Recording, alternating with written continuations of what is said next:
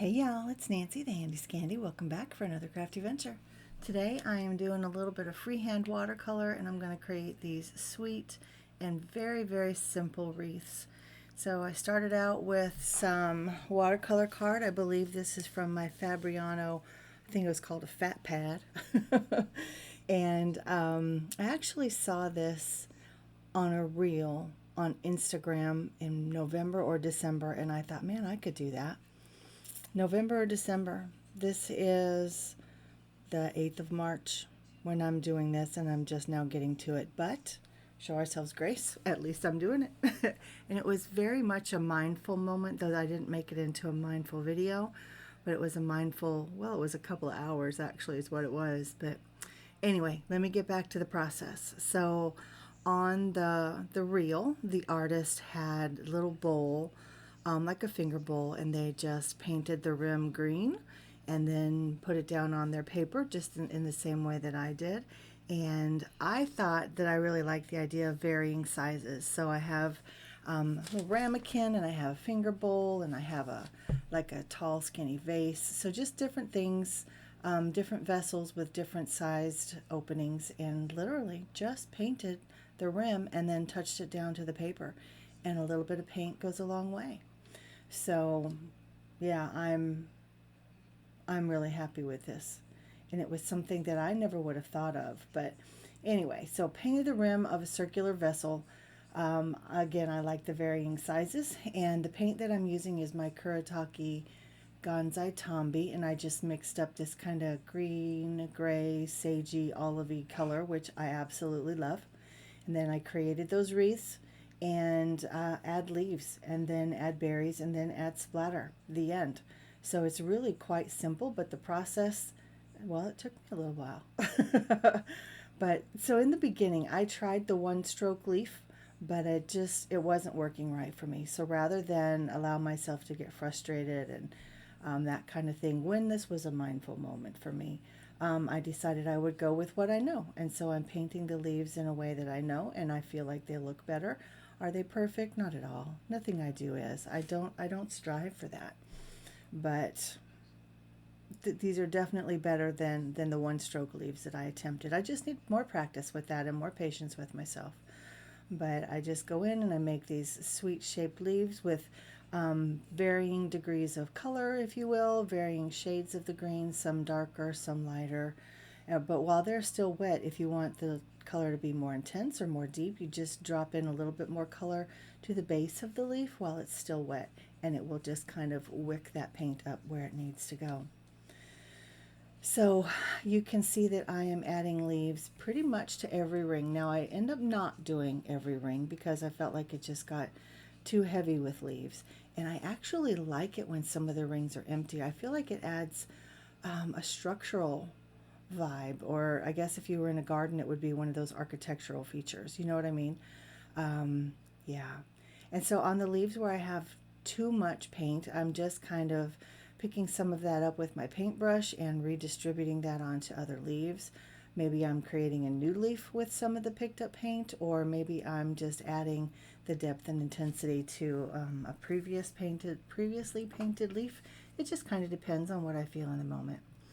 Now you can see I have that big blop right there that I'm picking up from, and ultimately I end up coming in with a paper towel in a minute just to dab that up, because my attempts to pick it up with my brush were, I don't want to say they were futile, but they weren't working in the way that I had hoped. So there I tried again, and now I just come in with my paper towel and blot it up and then kind of clean up the shape of that leaf.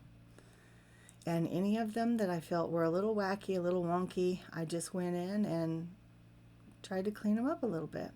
And again, excuse me, again, guys, I don't go for perfection.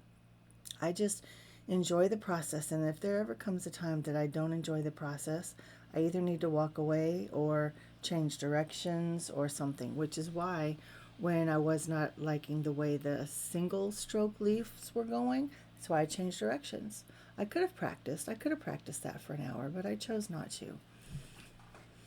So after I have all the leaves that I want, and one more thing about the leaves, I have some going in one direction on the wreath base and some going in an opposite direction on a different leaf. Excuse me, or a different wreath base. So just do what pleases you. Just do what pleases your eye. But with these berries, I wasn't going for a fall vibe, but that's definitely what I got, and that does not make my heart mad. Fall is my favorite, so I did go a little bit berry crazy. Yeah, restraint is not something that I'm good at, or editing, but I'm learning. I'm learning, and we'll see in the end, because I don't show the process for all of my panels, and I definitely don't show the process for all the cards, but as I go, I learn to edit. So add a little bit of splatter after all those million berries, and it didn't need a lot of splatter after all those million berries, but that is my finished panel. That one ends up making 2 cards, which we'll see in the end. And so I just continue to do this same process. I don't even know how many panels I ended up making that night. I'll show you all the cards here in just a little bit, but on this particular one, you notice that my green is a little bit different. It's probably more of a foresty green, or I'll say foresty green. Yeah, that's what sticks in my head.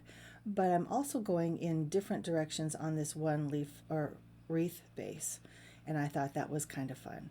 And you can see where I've gone in with different tones of green, adding some of the deeper green to the base of some of the leaves. And then these berries are blue, and I thought that was totally different, and I'm wrong because there are definitely blueberries, but it's not something that you usually see. There's usually more of a contrast between the berries and the leaves, but I thought this was very sweet.